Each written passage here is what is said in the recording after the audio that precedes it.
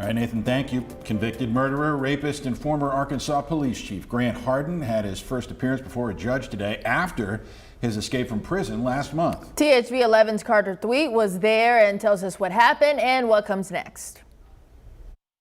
Well, here at the Izard County Justice Facility today is where a hearing was held for Grant Hardin and his escape charge. This was a two-part hearing with attorneys meeting with Hardin via Zoom in between the two parts, enabling the judge to make some decisions at the end.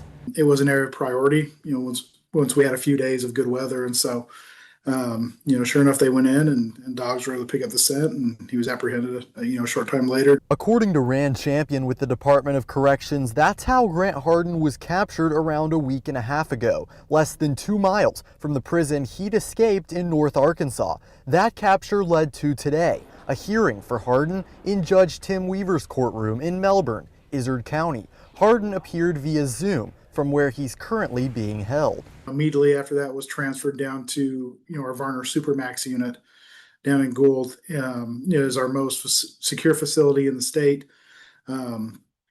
Single cells and increased security. Hardin's Zoom appearance was to answer some questions Judge Weaver had raised before the court went into recess. Hardin said he had signed the affidavit, he did need a public defender, and he was going to plead not guilty. This is something that falls under Izard County. They're the ones that filed the arrest warrant for the second-degree escape.